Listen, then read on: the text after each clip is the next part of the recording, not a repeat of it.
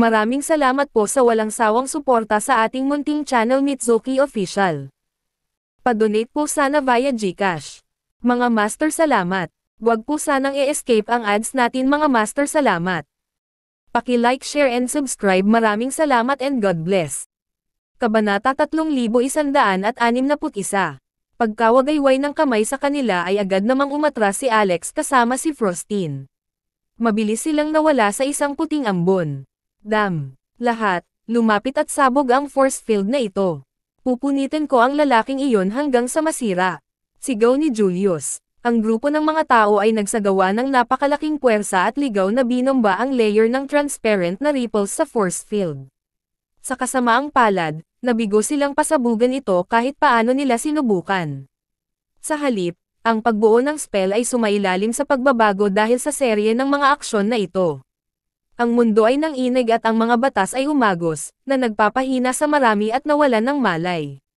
Ito ang 5-element formation na bumabaligtad sa yin at yang.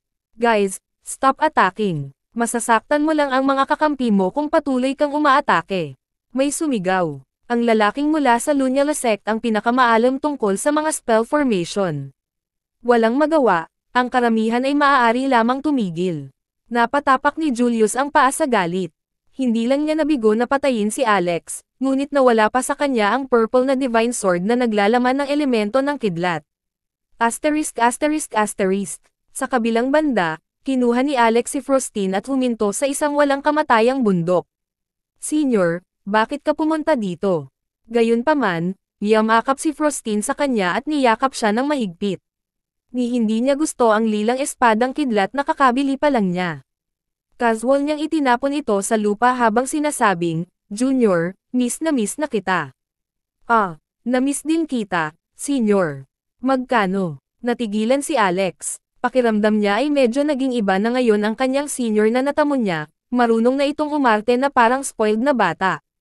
Naalala ni Alex ang nakakasakit ng puso noong nasaksihan niya ang pagkamatay nito. Agad na napuno ng lamang ang kanyang mga mata habang sinasabing, I miss you so much I can't breathe. Pinisil ni Frostin ang ilong niya. Niloloko mo lang ang mga babae gamit ang mga salitang matamis. After a pause, she continued, pero gusto ko silang marinig. Sabihin mo pa, napapikit si Alex. Sa bandang huli, tinanong niya, Senior, ilan ang buntot mo ngayon? Namula si Frostin. Gusto mo bang hawakan sila? Umiling si Alex. Natatakot ako na muli mo akong hagupitin ng iyong mga buntot. Ang kanyang mga buntot ay maihahambing sa lumilipad na mga espada. Kung hindi dahil sa kanyang matibay na katawan, ang paghagupit ay nahahati na sana siya sa huling pagkakataon. Sa sandaling iyon, dahan-daang itinayo ang tatlong Snow White na buntot sa likod ng puwitan ni Frostin at marahang umindayog. Tatlong buntot, nakakamangha. Ang bawat buntot ay tumutukoy sa isang supernatural na kapangyarihan. Mayroon kang tatlong uri ng supernatural na kapangyarihan ngayon. Literal kang naging free-tailed vixen. Tumawa si Frostin habang sinasabi, hindi ka ba natatakot na makulam kita? Nakangiting sabi ni Alex, natatakot ako. Halos makulam ako sa iyo ngayon. Bahagyang ngumiti si Frostin at binitawan si Alex. Pagkatapos ay sinabi niya, ang sinaunang larangan ng puwersa ay lumuwag. Ang dakilang mundo ng Amerika ay hindi na nananatiling malayo sa wasteland. Puno ng panganib ang pagtawid sa Endless Sea noon, ngunit ngayon, maaari nang lumipad sa kalawakan at maglakad mula sa itaas. Hindi lang ako ang nandito sa pagkakataong ito, kundi narito rin ang matandang Sect Master. Alam ni Alex na si Seren Cephal ang tinutukoy niya. Sinabi ni Frostin, ang matandang Sect Master at ang mga tao mula sa Pompey Fairyland ay matandang magkaibigan. Mayroon ding Pompey Fairyland sa ibabaw ng dakilang mundo ng Amerika, ngunit ito ay naitatag ng maglaon. Sa katunayan, pagkatapos umalis ang mga tao mula sa Pompey Fairyland sa wasteland, itinayo nilang muli ang sekta sa dakilang mundo, ngunit ang lugar na ito ang kanilang ugat. Sa kasamaang palad, matagal nang bumagsak ang Pompey Fairyland sa dakilang mundo, at ang mga disipulo ng sekta ay nakakalat kung saan-saan, ngunit palaging naaalala ng matandang Sect Master ang kanyang matalik na kaibigan, na ang Rumord Crazy Crone. Umaasa ang matandang Sect Master na makikita niya rito si Crazy Crone sa pagkakataong ito. Digest ni Alex ang impormasyon. Sa wakas, tinanong niya, nasaan ang matandang sect master? Umiling si Frostine. Naghiwalay kami. Ni hindi ko nga alam kung nasaan siya. Kabanata 3162. Meron akong naisip. Kinuha ni Alex ang kamay ni Frostine at diretsong nawala sa pwesto. Nang muli silang lumitaw ay nasa dagat na sila. Hindi pa talaga handa, nabasa agad ni Frostine ang kanyang damit. Ikaw, Junior, sinasadya mo ba iyon? Gusto mo bang matukso sa basang katawan ko? Si Frostine, na hindi maintindihan kung bakit, ay hindi naintindihan si Alex at nahihiyang napangiti. Hindi naman talaga siya galit, pero ang puting damit niya ay ganoong klase ng sinaunang pambabae na damit. Matapos mabasa ang damit sa tubig dagat, bahagyang naaninag ito. Sa isang sulyap, mukhang mas nakakatukso kaysa sa nakahubad. Ako, sorry, Senior, hindi ko talaga sinasadya. Humingi ng tawad si Alex sabay tingin sa katawan niya. Kung hindi mo sinasadya, sinasadya mo. Maganda ba ako? Oo, syempre, ikaw ay maganda. Gusto mo ba akong hawakan? Kay nako, nagbago na siya. Nagbago na ang senior. Siya ay naging mas mabangis. Maya-maya lang ay mabilis na sumulpat si Lena sa likuran nila. Nagulat si Frostine. Agad siyang kumuha ng offensive na posisyon at umungal, sino ka sa mundo? Banal na shitty. Isa itong magandang demonyong isda. Sirena ka ba? Mabilis na hinawakan ni Alex ang kamay niya. Senior, huwag mong intindihin. Kakampi niya. Kakampi. Siya ba ang iyong alaga? Walang magawa si Alex. Hindi siya. Oh, kaibigan mo siya noon. Sige, kaibigan ko rin ang kaibigan mo. Sirena, magiging magkaibigan tayo sa hinaharap. Oo nga pala, ikaw talaga ang pinakamagandang sirena na nakita ko. Hindi siya pinabulaanan ni Lena at sa halip ay ngumiti. Ikinagagalak kitang makilala. Ako si Lena Rivers, isang kalahating naga. Napasigaw si Frostine, oh gosh. Isa kang naga mula sa maharlikang tribo sa dagat. Sa pagkakataong iyon, lumapit din si Cecilia. Pagtingin sa kanya, kumurap si Frostine kay Alex. Junior, babae mo ba siya? Nasapo ni Alex ang noo niya. Hindi ko siya babae, ngunit si Lena ay. Diyos ko, bulalas ni Frostine. Palihim niyang hinayla ang kamay ni Alex at bamulong, Junior, isda siya. Ang naga ay itinuturing na isda, tama ba? Maaari ka bang makahiga ng isda? Tinama siya ni Alex. Ang naga ay hindi isda. Sabi ni Frostine, hindi ako bulag. Siya ay may ganoong kalaking fishtail, kaya paanong hindi siya isda? Higit sa lahat, may buntot lang siya, ngunit wala sa kanya ang mga bahaging iyon. Paano mo nagawa sa kanya? Gamit ang iyong bibig. Natahimik si Alex. Wala siyang imak. Senior, ano ang naranasan mo sa panahon ng aking pag-alis? Bakit pakiramdam ko mukha kang ibang tao? At ang tunog mo, so suggestive. Itinaas ni Frostine ang isang buntot na may haplos. Ito ay isang walang batik na puting buntot sa una, ngunit ito ay naging pink bigla. Sinabi ni Alex, ito ay. Tanong ni Frostine, alam mo ba kung ano ang supernatural na kapangyarihan sa likod ng nagising na buntot na ito? Tanong ni Alex, ang pagiging makulit. Hindi. Kalokohan. Bahala ka. Ano iyon? Ito ay isang alindog. Napakamot sa ulo si Alex. Senior, talagang kaakit-akit ka ngayon. Nawala mo ako dyan. Nang makita ni Lena ang buntot ni Frostine, lumangoy siya at ngumiti habang sinabing, Hubby, so vixen itong senior mo. Ito ay isang counterattack, isang lantaranganting atake. Kung sasabihin mong isda ako, sasabihin kong isa kang vixen, at walang magsasamantala sa sitwasyon, nakangiting naisip ni Lena. Kabanata 3163. Sinabi ni Frostine, hindi ako vixen. Tinanong ni Lena, mayroon kang malaking buntot, ngunit hindi ka isang vixen. Binalik ni Lena ang pabor. Sabi ni Frostine, taglay ko lang ang Ninetales bloodline. At saka, ang isang Ninetales ay hindi isang vixen. Hindi mo dapat pagsamasamahin itong dalawa. Bakit hindi vixen ang Ninetales? Ang Nine-tailed fox ay sikat sa pangalan nito. Siyempre, ito ay isang vixen. Ang dalawang babae ay may balak na tit for tat. Nagmamadaling pinamagitan ni Alex ang sitwasyon. Pagkatapos ay binago niya ang paksa. Sinabi na gusto niyang hanapin ang dating pinuno ng sekta ng Plenilon Sect, si Seren Cephal. Pagkatapos, Inikat niya ang miniature hologram ng spell formation at hinanap isa-isa. Naramdaman niya kaagad na may kung ano.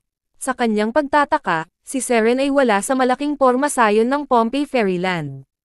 Wala siya doon. Kung gayon, saan siya nagpunta?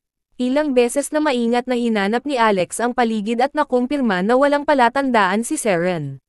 Noon sinabi ni Lena, "Habi kung talagang kilala ng taong hinahanap mo ang Pompey Fairyland tulad ng likod ng kanyang kamay, baka dumaan siya sa malaking formation at pumasok sa core area sa loob ng Pompey Fairyland. Sa makatuwid, hindi mo siya mahahanap sa malaking pormasayon." Tumanggaw si Alex. Pagkatapos ay sinabi niya, "Speaking of Crazy Crone, kailangan kong pasalamatan siya. Kung hindi ako dinala ng Crazy Crone sa kawalan sa Undead Territory, namatay na sana ako sa kamay ng Undying Clan ngayon. Ang Crazy Crone ang aking tagapagligtas." Noon sinabi ni Cecilia, "Alex, bilisan mo at tingnan mo." Ang mga taong iyon ay nagsimulang magpino ng mga banal na espada. Napatingin si Alex sa kanila. Ito talaga ang kaso. Nang matuklasan ni Julius at ng iba pa na hindi nababasag ang spell formation at nakulong sa loob, agad silang nag-isip ng iba't ibang paraan para makalabas. Ang bawat tibak na lumilipad mula sa libingan ng espada ay walang kapantay na espada. Kung maaari nilang pinuhin ang mga ito sa maikling panahon, ang kanilang nakamamatay na kapangyarihan ay magiging mas malaki. Gayunpaman, hindi sumang-ayon si Alex. Huli na upang pagsisihan ito kung ang Godslayer ay pino. Mabilis niyang sinimulan na baguhin ang pagbuo ng spell. Inayos niya ang spell formation kung saan naroon si Julius. Sa sumunod na segundo, ang lugar na iyon ay napuno ng random na kumikislap na kidlat. Hindi nila mapino ng maayos ang mga espada. Hindi tumigil doon si Alex. Sa halip, naglagay siya ng mas maraming handsil para mas mapabuti pa ang pagbuo ng spell. Pinipilit niya ang magagamit na espasyo sa ibabaw ng walang kamatayang bundok na iyon. Kung mas maliit ang espasyo, mas masikip ang mga tao. Hindi ito maaaring magpatuloy ng ganito. Ang spell formation ay dudurog sa atin hanggang sa mamatay. Gusto kong lumabas. Ayokong mamatay dito. Maraming banal na tagapagmana at mga diyosa ang nagsabi ng kanilang isipan. Maging si Julius mula sa Lunyala sect ay medyo nataranta. Paulit-ulit niyang tinanong ang mga kapwa-miyembro ng sekta kung maaari nilang sirain ang spell formation at umalis sa lugar na ito. Gayunpaman, ang sagot ay negatibo. Sa sandaling iyon, dumating muli si Alex. "Gusto mong lumabas, hindi ba? Hindi mo gustong mamatay dito, hindi ba? Napakahusay. Bibigyan ko kayo ng pagkakataon. Ibigay ang lahat ng mga espada na nakuha mo mula sa libingan ng espada. Isang espada kapalit ng isang tao." After a pause, he continued, "You guys only have 5 minutes. Kapag natapos na ang oras, ang spell formation ay magiging isang malakas na sandata sa pagpatay at papatayin kayong lahat dito." Galit na umungol si Julius, "Huwag kang maniwala sa kanyang mga espada. Pinipilit niya ang mga bagay-bagay at gusto niyang magpatayan tayo." Tumaas ang boses ni Alex. "Kailan ko ba gustong magpatayan kayo? Young Lord, hindi ka ba nagiging mapang-uyam? Sa katunayan, mayroong isang mahusay na paraan. Batang Panginoon, ibibigay mo ang lahat ng mga banal na espada na iyong nakuha at ibahagi ang isang espada sa bawat tao. Hindi ba malulutas ang problema?" Malakas na nagmura si Julius. "Bullshit.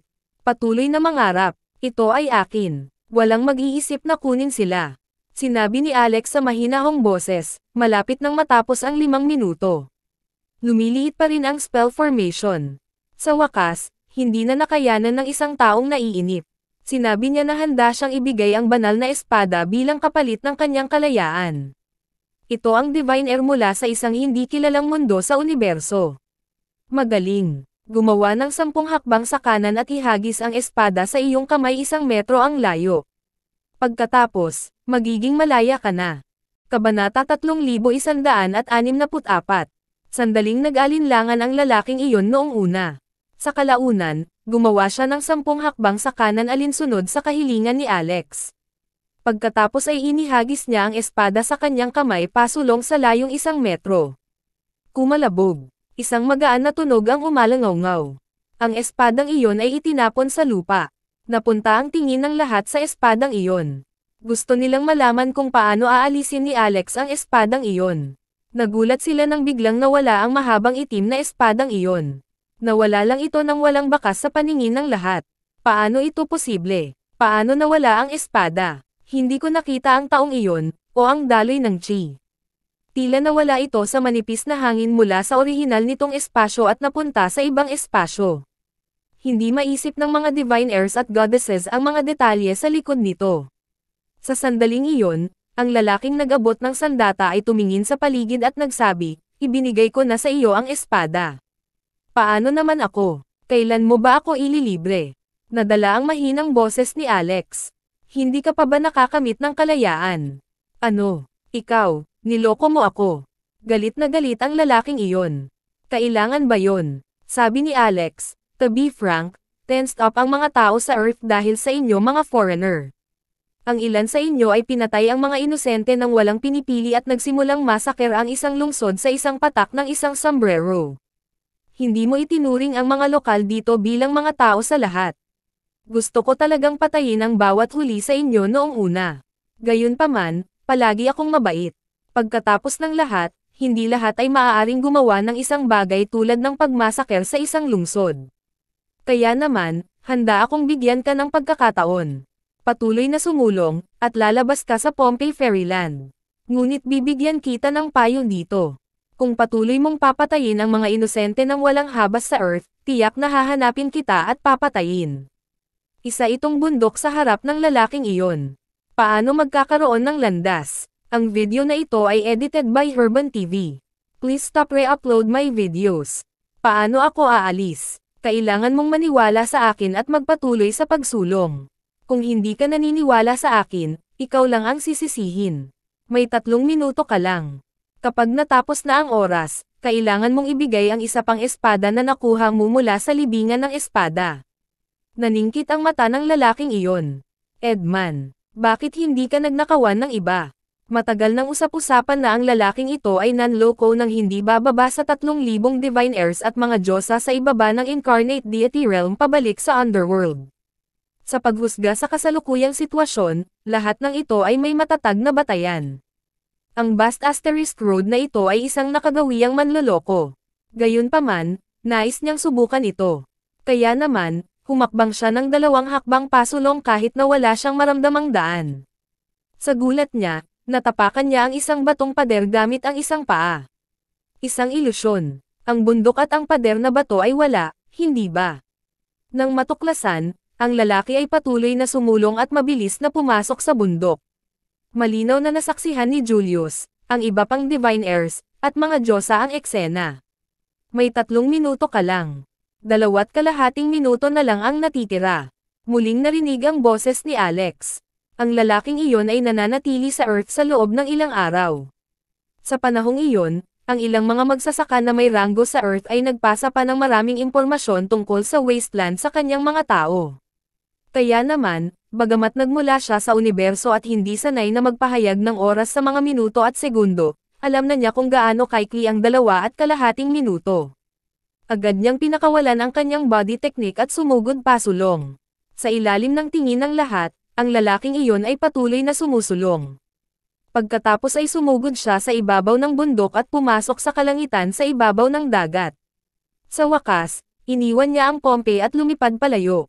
Oo naman, nakamit niya ang kalayaan. May iba pa ba? Wala kayong masyadong oras. Paalala ni Alex. May lumapit kaagad at naglabas ng isang banal na espada. Sinabihan siya ni Alex na tumakbo pasulong at umalis sa Pompeii, tulad ng naunang lalaki. Pagkatapos nito, isang pangatlong lalaki ang lumapit. Naglabas din ng espada ang pangatlong lalaki. Maya-maya lang ay biglang sumugod si Julius sa lugar na nasa harapan ng lalaking iyon. Naisip niya, narito ang daanan.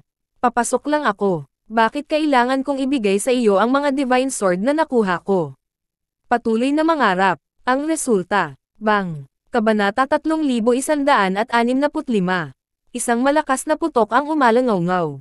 Bumagsak si Julius sa bundok, na bumuo ng malaking bunganga na hugis tao. Samantala, isang malaking bukol ang lumitaw sa kanyang noo.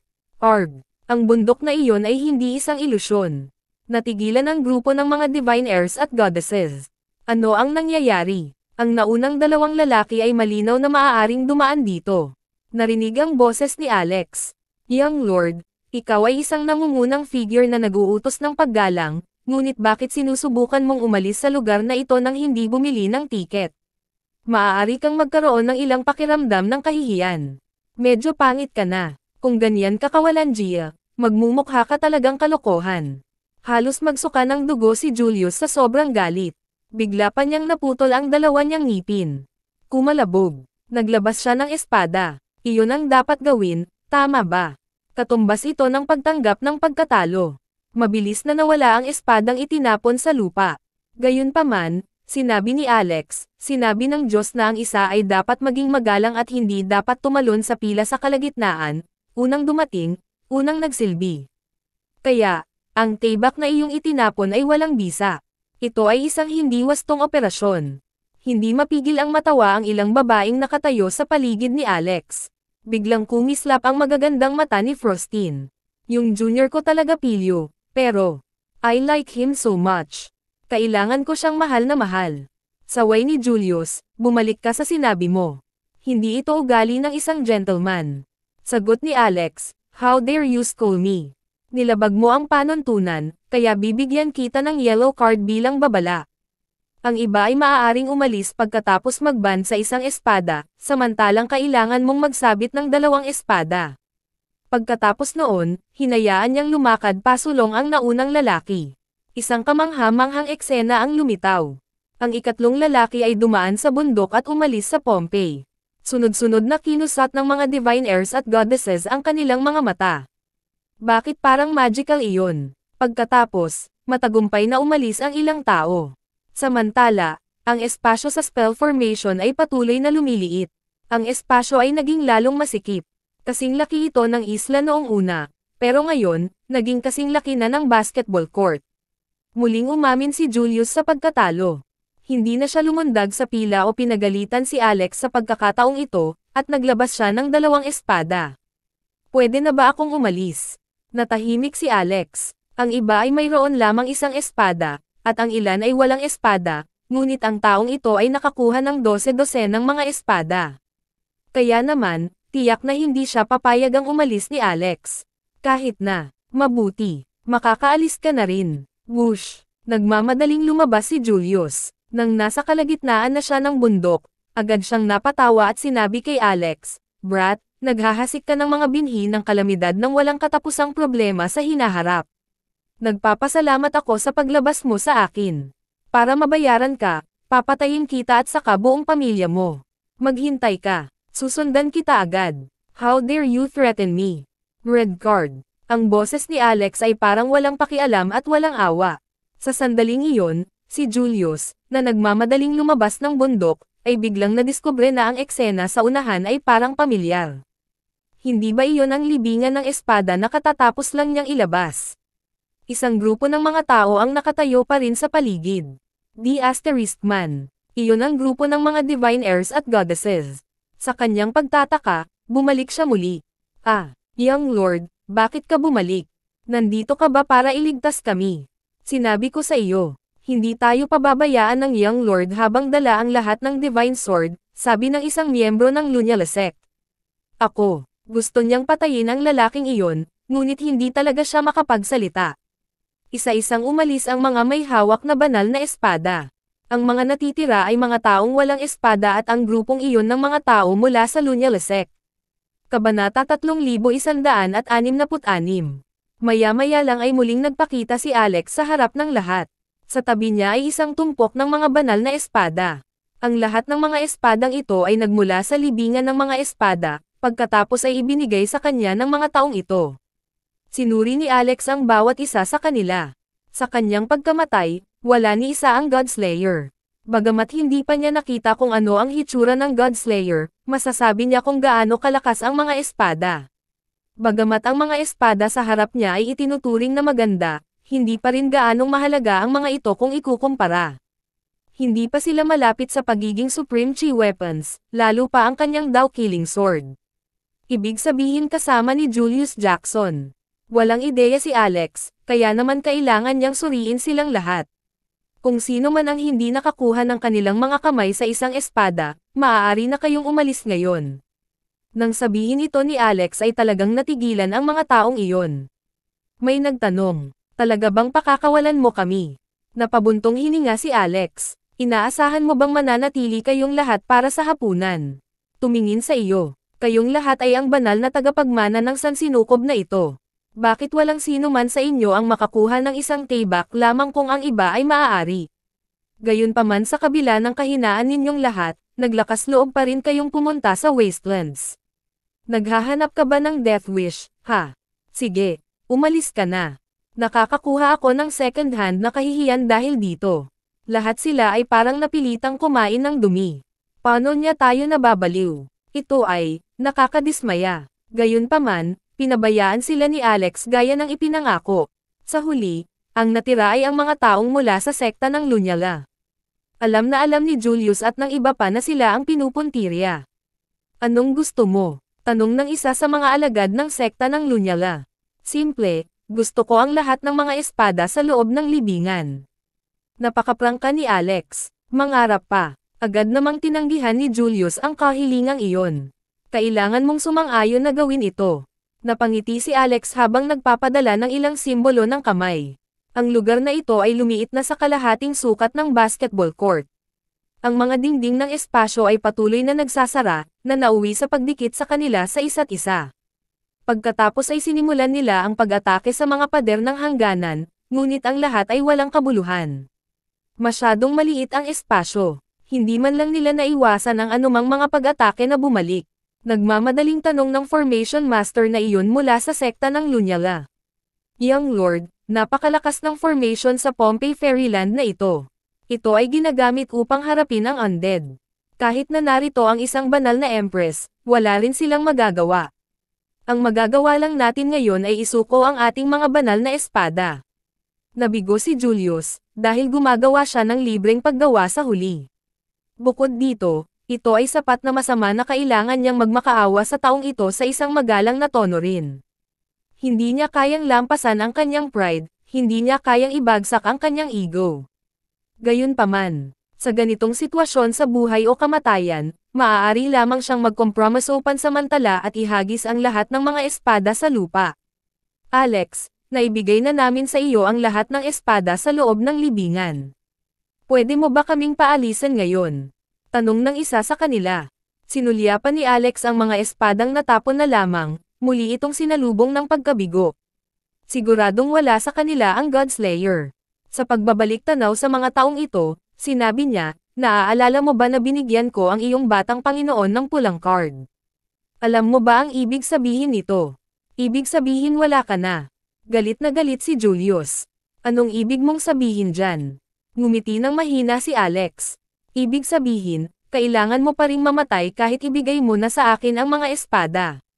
Sa tingin mo ba napakatanga ko para pakawalan ka at bigyan ka ng lahat ng pagkakataon na bumalik at patayin ako mamaya? Ikaw, bastard. Tila walang pakialam si Alex, pinagsama ang mga simbolo ng kanyang kamay at sumisigaw. Shot. Ang hangganan ay ganap na isinara. Puff.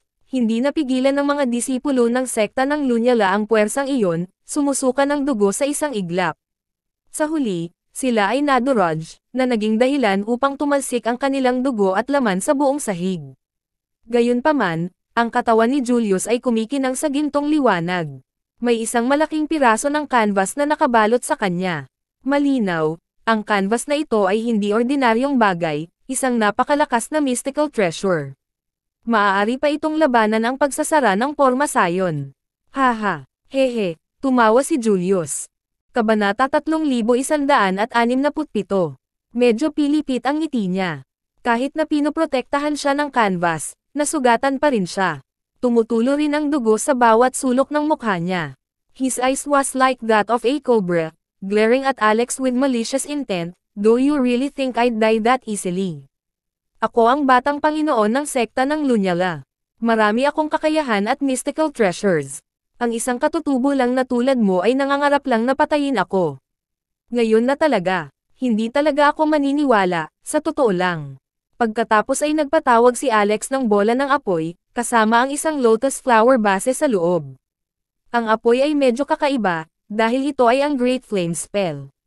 Whoosh! Ang mga apoy ay itinapon sa hangganan, nadama po kay Julius, na sinunog ang kanyang buong katawan. Sigaw ni Julius, hawakan mo, ang aking shear diagram. Ang malaking canvas sa kanya ngayon ay kumikinang na mas maliwanag, na may ilang mga malabong multo ng Shuras. Ang mga multo na ito ay lumitaw sa loob ng apoy at nag-set up ng isang protection na hadlang, na sumasangga kay Julius. Arg! Hinding-hindi ako mamamatay. Walang anuman sa akin ang iyong shitty native flames. Masyado kang walang muwang kung sa tingin mo ay kaya mo akong patayin ng mga iyon. Tumawa si Julius. Ang video na ito ay edited by Herban TV. Please stop re-upload my videos. Walang sinasabi, nagpatuloy si Alex sa pagbuo ng higit pang mga simbolo ng kamay.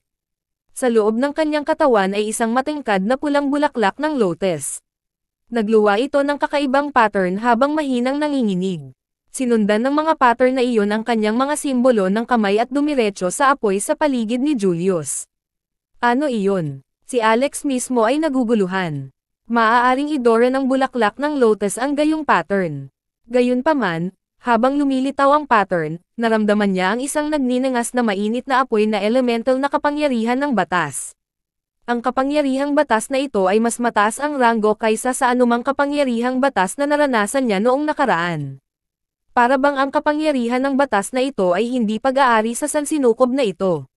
Mukhang ang 3,000 bulaklak ng lotus ay hindi kasing simple ng inaakala ko. Maaari ko pa ring tingnan ang mga nakatagong potensyal nito. Habang iniisip iyon ni Alex ay narinig niyang nagmumura si Julius na parang baliw. Ang Great Flame Spell ay mas malakas nang idinagdag ang mahiwagang pattern. Ang shear diagram kay Julius ay hindi na rin makapagpatuloy sa pagtatanggol. Ang mga sheer phantom na lumitaw kanina ay sumisigaw sa loob ng apoy. Hindi man lang nila nailigtas ang kanilang mga sarili, lalo pat protektahan si Julius.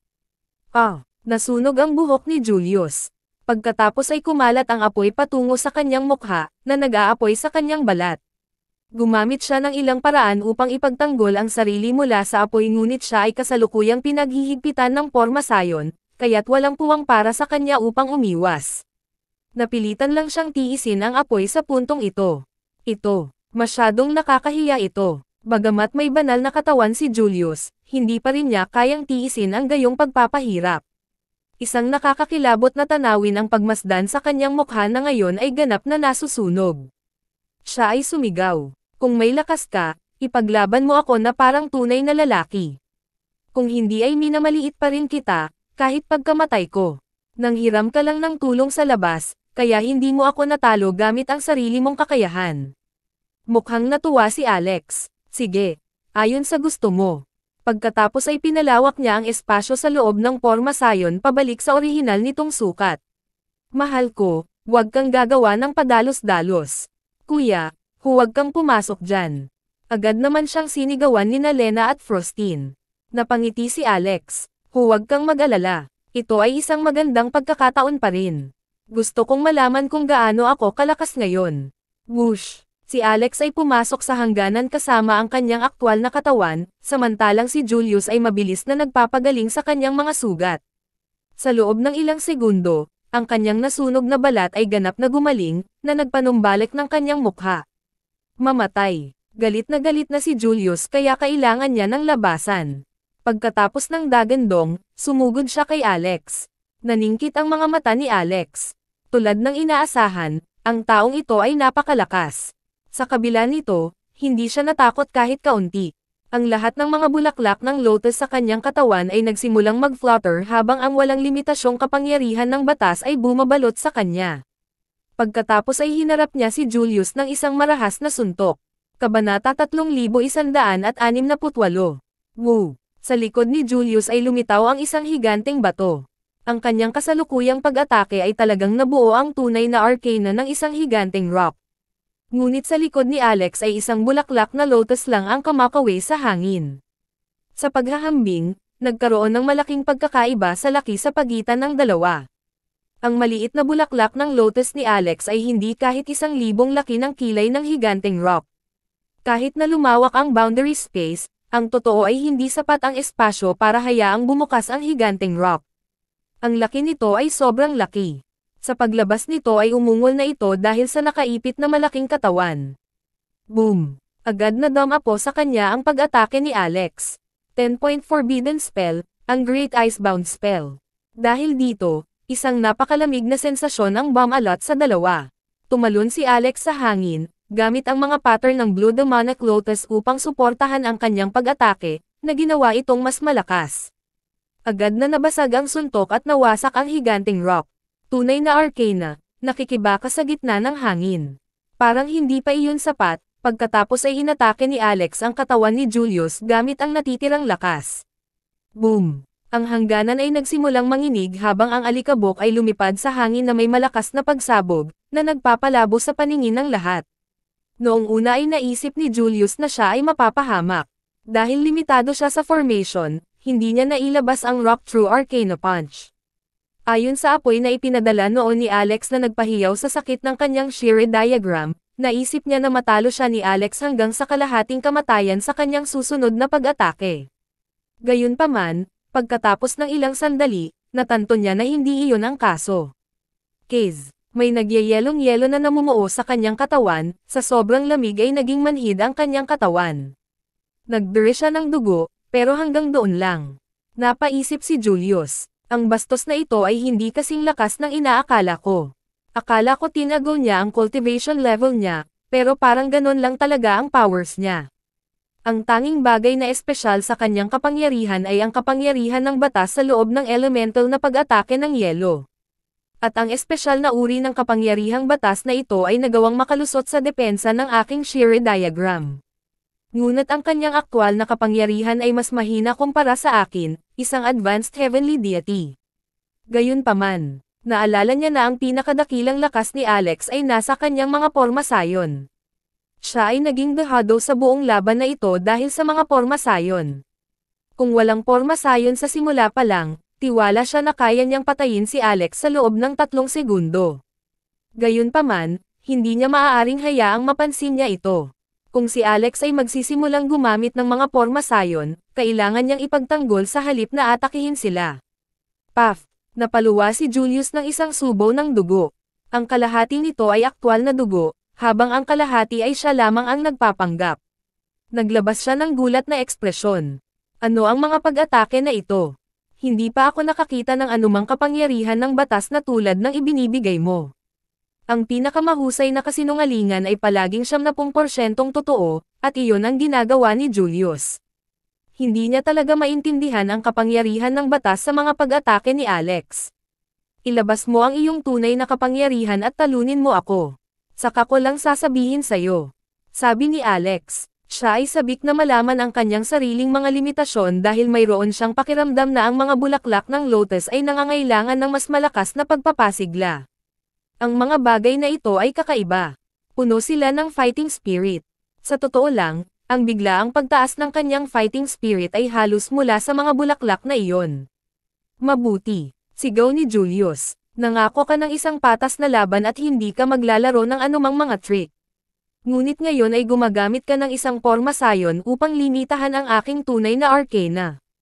Hindi iyon ang ginagawa ng mga totoong mandirigma. Kung gusto mo talagang makita kung ano talaga ang kaya kong gawin, sirain ang formation na ito ngayon din. Sorry, hindi ko sisirain ang formation.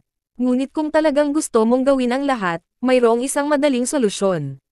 Domain. Binuksan ni Alex ang isang mental domain na nakapalibot sa kanilang dalawa. Biglang naging walang limitasyon ang espasyo. Magpapanatili ito ng ilang giant rock true arcanes, pabayaan ang isa. Ang mental domain ay kasing laki ng isip ng isang tao, kung tutuusin. Gustong sumigaw ni Julius. Ikaw F***Cacker, paano ito magiging patas? Maaari mong baguhin ang mga batas sa domain, ngunit hinayla mo ako dito upang lumaban. Sabi ni Alex, don't worry, I will not alter the laws here.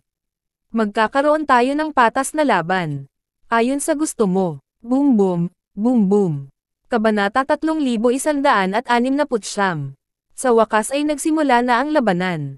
Nadismaya at naiinis si Julius. Iyon ay dahil hindi niya magagawang patayin kaagad si Alex sa loob ng sariling mental domain ng kanyang target. Bago ito nangyari, susubukan niyang masira ang domain.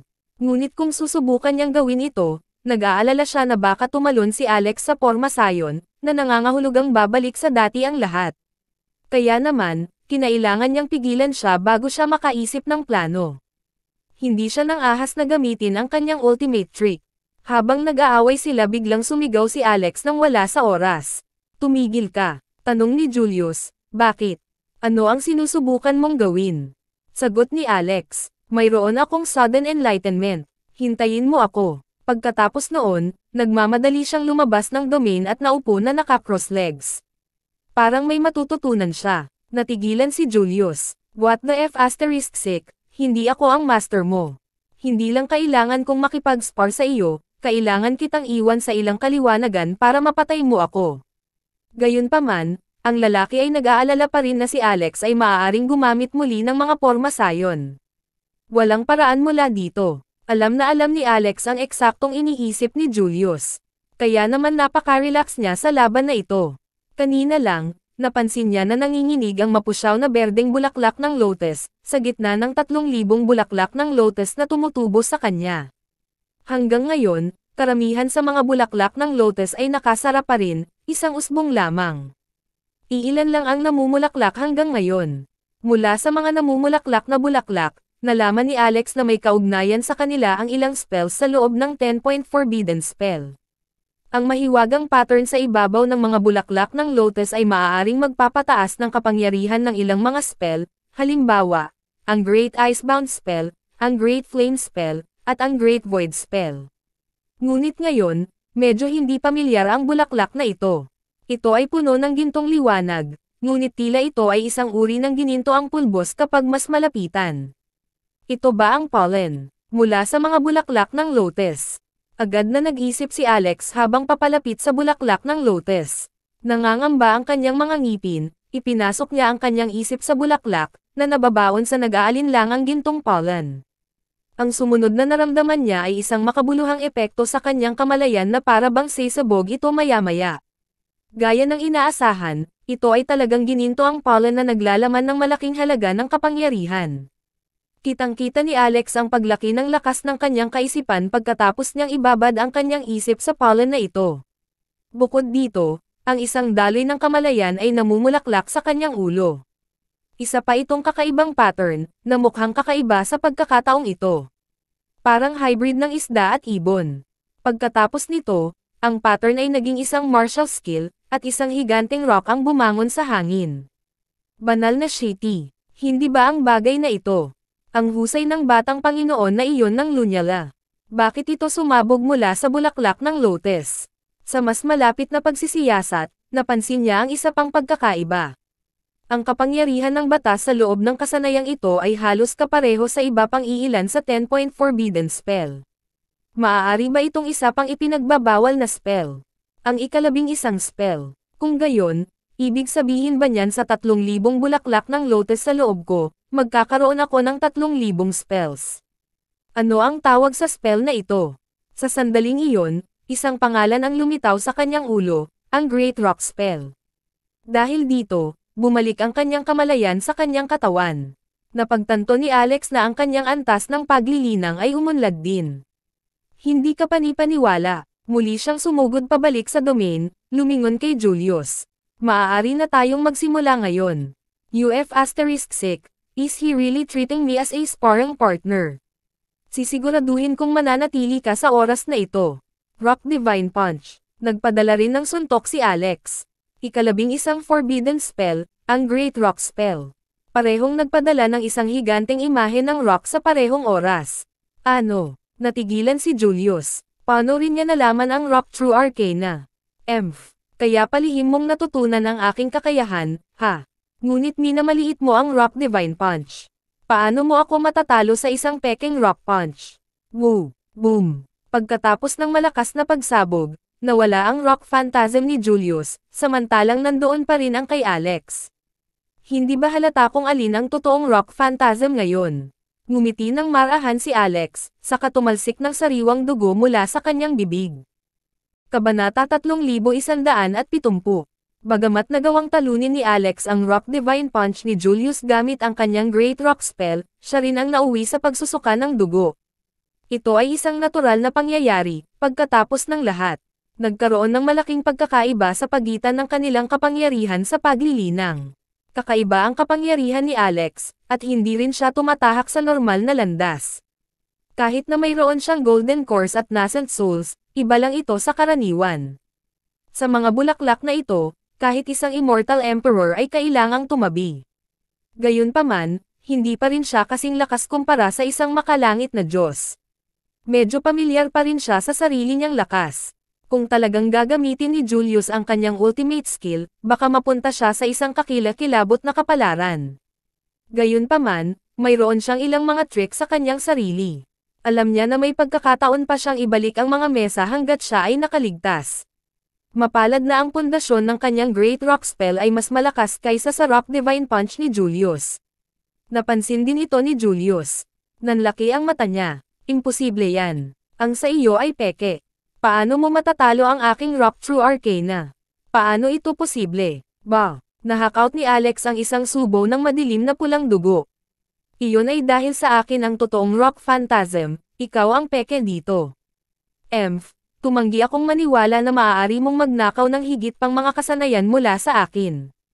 Kailan True Arcana Punch? Gumamit ng isa pang martial skill si Julius. Pinatawag ang isang kailan sa harap niya.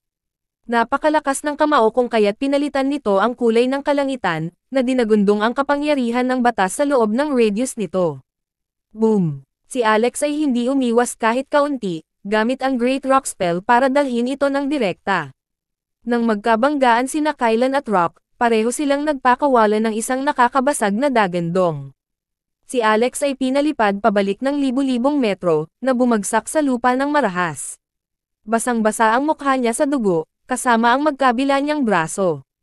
Nakakakilabot ang itsura niya. Sa kabaligtaran, 3 hakbang lang ang kinailangan ni Julius na umatras. Gayunpaman, si Alex ay may malakas na kapangyarihan sa pagpapabata. Ito ay hindi naririnig, lalo na kapag nakikita ng isa ang kanyang mga bali na naghihilom. Sa ilang mga bitek, ang kanyang mga buto ay nagsanib muli, at maaari siyang magpatuloy sa pakikipaglaban. Medyo magandang bilis ng pagbawi. Nagsalita si Julius, hindi alam ang kanyang intensyon. Ngunit ang aking Kailan True Arcana Punch ay maaari lamang makabisado pagkatapos na isakripisyo ang isang aktwal na Kailan. Nananaginip ka lang kung sa tingin mo ay kakayanin mo ito sa pamamagitan lamang ng panonood sa akin. Dumura na naman si Alex. Sa pagkakataong ito kahit na ang mga bahagi ng kanyang mga organo ay naghalo sa kanyang suka. Saka siyang umiti, maaaring hindi palaging ganoon. Manatili ka rito at maghintay muli. Pagkasabi niya nun ay umalis na ulit siya. Nakatayo lang si Julius, walang imak. Hindi siya makapaniwala na kaya talaga ni Alex ang suntok. Ang Kailan True Arcana Punch ay isang mas malakas na martial skill kaysa sa Rock Divine Punch. Kinailangan pa niyang gumamit ng 300 taon upang magtagumpay sa pagmaster nito, kasama ang pagkuha ng 5 kailan bilang isang sakripisyo. Dahil sa kanilang mga kuha, tumakas ang lahat ng kailan sa ibang mundo. Wala nang natira sa mundong iyon ngayon. Yung brat na yon, gustong makabisado sa panonood lang. Humihiling siya. Gayunpaman, wala siyang ideya na hindi eksaktong ninakaw ni Alex ang kanyang mga kakayahan. Ginagamit niya ang Kailan True Arcana Punch para pasiglahin ang 3,000 bulaklak ng lotus sa kanyang katawan upang ang isang forbidden spell ay mapipilitang lumabas sa kanila. Sa makatuwid, ang mga kasanayan ni Julius ay maaari lamang ituring na isang stimulant. Kasabay nito, nakita talaga ng kamalayan ni Alex ang isa pang bulaklak na kumikinang na may gintong pulbos. Sa pagkakataong ito, ang bulaklak ay pula, na may ilang gintong sinulid sa mga talulot nito. Iba rin ito sa naunang bulaklak dahil mas malaki ito. Mayroong lumulutang na bula sa loob ng pollen, na naglalaman ng malabong multo ng isang kailan. Ano, ngayon na ba? Bahagyang natuwa si Alex. Para bang ang 3,000 bulaklak ng lotus ay isang treasure trove, bawat isa ay isang misteryong kahon sa sarili nito. Nangangahulugan ito na ang anumang bagay ay maaaring maging isang sorpresa. Itong bubble kailan ay malamang. Hindi rin ordinaryo. Sa mga nakaraang karanasan, tumalon si Alex sa stamen ng bulaklak ng walang pag-aalinlangan, muling nabasa ang pollen. Sa isang iglap, naramdaman niya ang parehong mga sensasyon, kasama ang kanyang lakas ng kaisipan na tumataas ng husto, habang ang isa pang pattern ng problema ay nagsimulang kumikinang. Alam niya ang pangalan ng forbidden spell na ito, ang Great Kylan Spell. Pinahintulutan nito ang tao na dalhin ang parehong lakas at mapanirang kapangyarihan ni Kylan. Sa tuwing umaatake ang tao, may lalabas na apoy na Kylan Phantasm. Ito ay talagang isang martial skill na ginawa sa pag-atake. Forget what they doing, keep on doing.